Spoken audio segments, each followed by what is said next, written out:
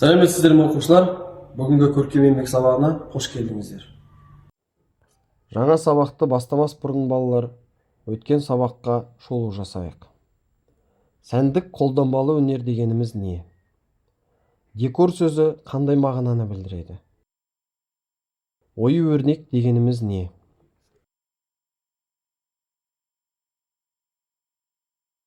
Оюдың түрлерін ата.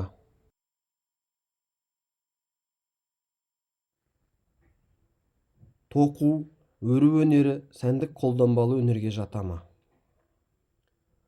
Элемент дегеніміз не?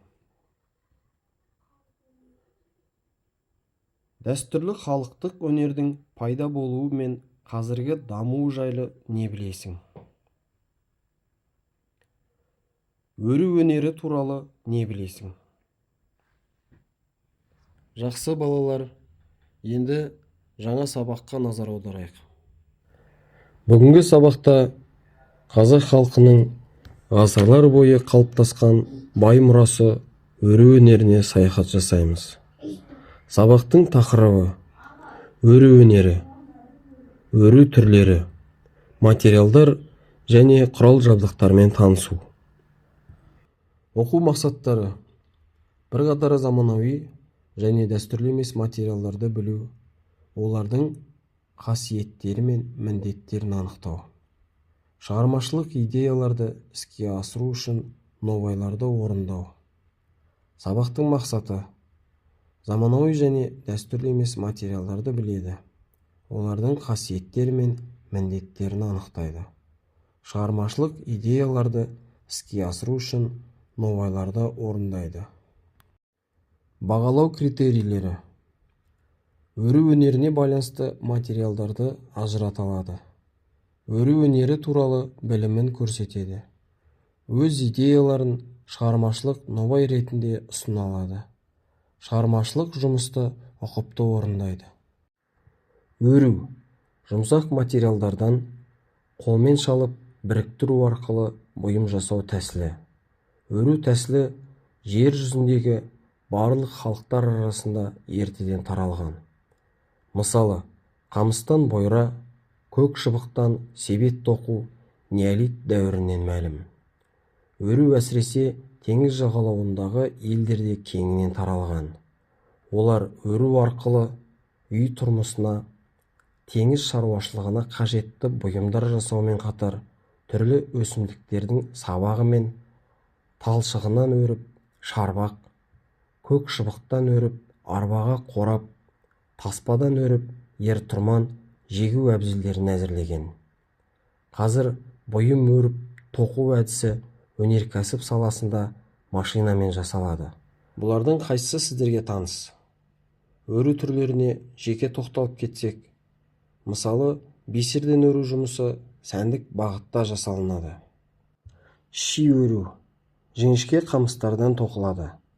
Көбінесе киіз үй жабдығы ретінде қолданылады. Газет түтіктерінен өру жұмысы сәндік бағытта жасалынады.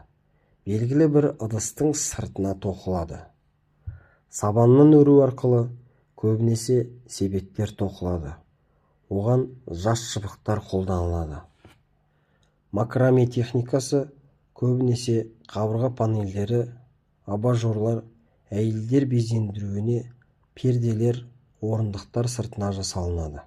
Таспадан өру көбінесе қайыстан қамшы өру арқылы жасалынады. Мұндай өру жұмысын ер адамдар жасайды. Өру түрлері дәстүрлі және заманауи болып екіге бөлінеді. Материалдар табиғи және заманауи болып таңдалады. Өру өнерінде қолданылатын материалдардың әрқайсысының өзіндік ерекшелігі мен маңызы бар. Дәстүрлі материалдар табиғатпен байланысты болса, заманауи материалдар жаңа мүмкіндіктер береді. Дәстүрлі материалдар қой жүні, ешкі түбіті, мақта, қамыс, аттың қылы, өңделген тері. Заманауи жіптер акрил, нейлон, вискоза сияқты синтетикалық және аралас талшықтар. Материал таңдау бұйымның мақсатына, беріктігіне және эстетикалық талаптарға сай таңдалады.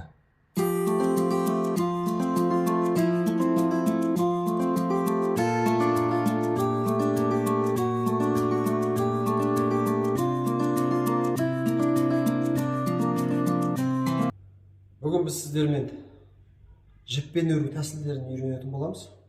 Оның ішінде қамшы өруге арналған өрім түрлері. Яғни, мына жердегі қамшы өруге арналған 4 таспа жұмыр өрімі, төмен жағында сақина өрім, яғни тоқтатылуы. Осы тәсілді үйренеміз. Келесі 6 таспа бұзау тіс жылан бауыр түрі қамшы өрім. Келесі 8 таспа 4 қырлысы. Келесі өрім 8 таспа жұмыр өрім. Ол үшін бізге қажетті заттар. Бірінші жіп, яғни жіпті өзімізге керекті өлшемді алып, кесіп, пышақпен, яғни пышақпен қауіпсіздік ережесін сақтаймыз, абайлаймыз пышақты ұстаған кезде. Күйдіргіш заттар түбін сетінемес үшін күйдіріп жабыстырамыз. Алдын ала дайындалған жіп көрсететін боламын. Ортадағы 2 таспаны айқастырып, үстіне шыққан таспаның сол жақта жатқанына көз жеткізіп, оң жақтағы соңғы таспаны астынан 2 таспаның ортасынан бір таспаны қалдырып, екінші таспаның үстінен үйіне қайтаратын боламыз. Келесі жақта да дәл солай, сол жақтан соңғы таспаны аламыз, 2 таспаның ортасын, яғни бір таспаны қалдырамыз, екінші таспаның үстінен үйіне қайтаратын боламыз. Дәл солай, оң жақтан бір таспаны қалдырып, екінші таспаның үстінен өткіземіз.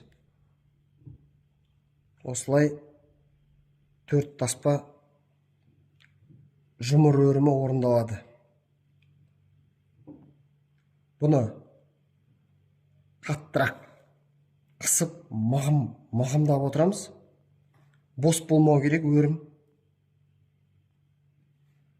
Жалпы балалар, сіздер білесіздер, бұрын ата-бабаларымыз қайыспен өрген, яғни қамшы өру, жүген өру, қайыспен ертеден келе жатқан қол өнер.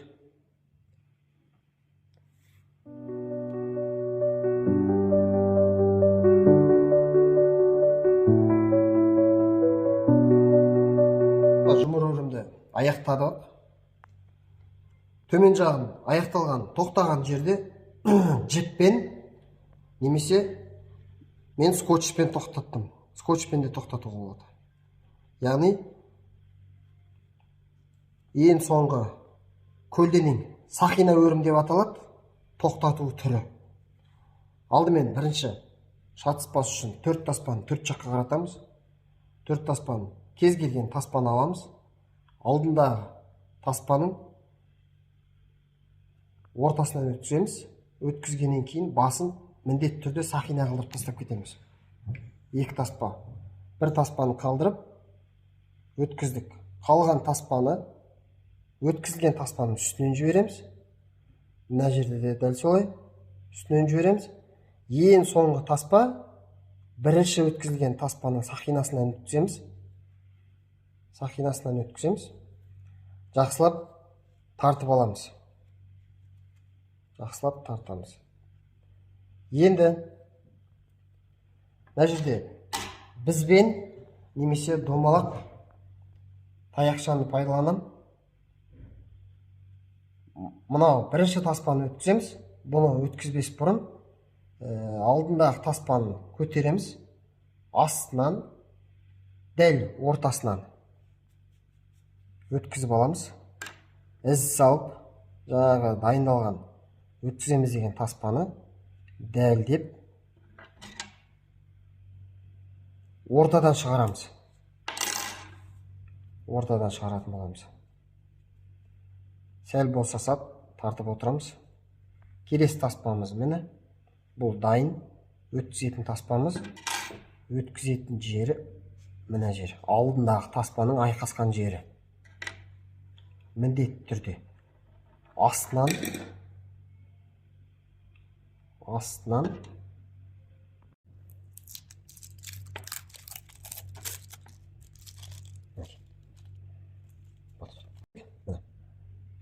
қиғаш көлденең деп айта береміз, сақина көрім. Осындай шөң немесе жіптің қалған жіптің ұзындығына байланысты әдемі болу үшін үшеу немесе төртеу, бесеу де жасап жатады. Төмен жағын қиғаш кесіп немесе түзу кесіп шашақ жасап қоюға болады. Әбден бәрін болғаннан кейін скотчты алып тастаймыз. Видео материал түсінікті болса, тапсырмаларды орындайық. Суреттегі бұйым қандай материалдардан жасалған? Бұл материал заманауи ма, әлде дәстүрлі емес пе? Материалдардың қасиеттері мен міндеттерін анықта. Өте жақсы балалар. Тамаша жауап бердіңдер. Ендеше келесі тапсырмамызға көшейік. Түсіндірме видеоға және сызбаға қарап отырып нобайды орында. Үйге тапсырма балалар.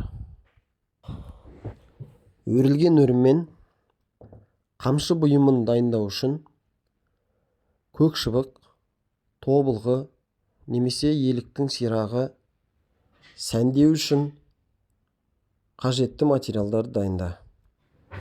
Үй тапсырмасы түсінікті болса балалар, өзің жасаған қол өнері бұйымыңды қолыңа ал. Өз жұмысыңа 3 сөзбен сипаттама бер. Осы сипаттаған сөздерің арқылы бір сөйлем құра. Сабағымызды қорытындылай келе, өру өнері ұлттық мәдениеттің айнасы екендігіне көз жеткіздік. Өру арқылы ұрпақтан ұрпаққа берілетін тарих, салт дәстүр және өмірлік философия біздің мәдени құндылықтарымыз. Өз қолмен жасалған әр қол өнер бұйымы ерекше маңызды. Олардың әр қайсысында шебердің жаны мен еңбегі бар. Қазақ қол өнерін сақтап, насихаттап, болашақ ұрпаққа жеткізу біздің ортақ міндетіміз.